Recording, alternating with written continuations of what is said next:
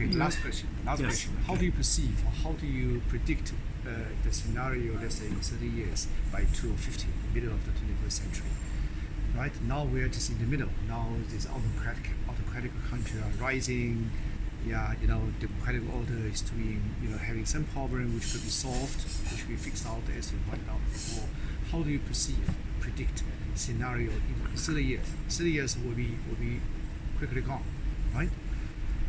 Whether there will be the scenario where you say the democratic order will be the winner, will be able to fix the problem now, and now the problem in terms of autocratic country will have be more or less controlled, or under control. Now we are just, right, we are, it looks like things could be out of control, but we're still trying to make our efforts to control the problem.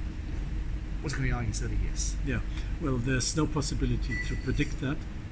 You can only toy with various more or less probable options. Mm-hmm. So let's start with China, that's the easiest. Mm-hmm. 100 years after the creation of the People's Republic, mm-hmm. you will still have a Communist Party of China.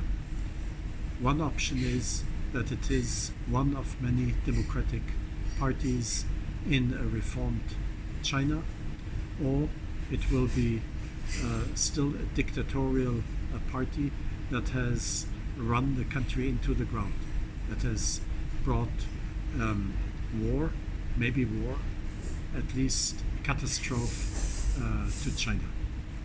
Two options. If you look at the Western world, the United States, one option is, even after Trump, it continues its withdrawal from the world as a whole. That will make the United States less relevant to the world. It will make the American economy gradually weaker. It will make the American people poorer.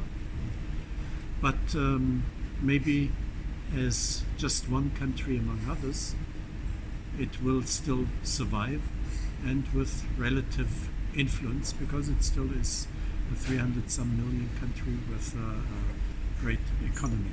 The other option for the United States is to return into the liberal world order and to play a constructive role, and then it would help other countries that are also in the danger of succumbing to populism or other trains of thought, to readapt into the world liberal order.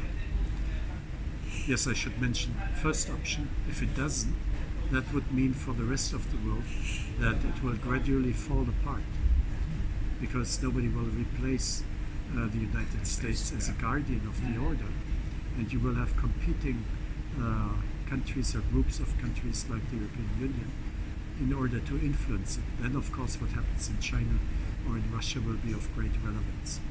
So for last question, for Europe, one option is a Europe that understands the problems we are confronted with, understands these are tasks to be resolved, and manages to do so, and then Europe will be one of the strongest forces in the world. Whether or not the United States develops like that or China develops like that. If Europe does not manage that task, then the European Union will weaken, will sort of not be dissolved, but national states will become ever stronger, and that means each European state on its own will become weaker, and European countries will be countries that have very little influence on what's going on in the world, which, because they're not as strong economically as the United States, will affect them tremendously in terms of lack of prosperity, lack of political stability.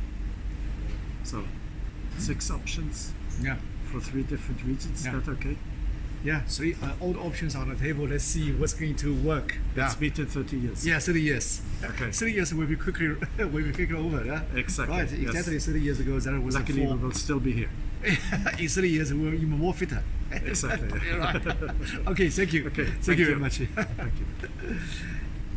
Yeah, I asked the question by purpose.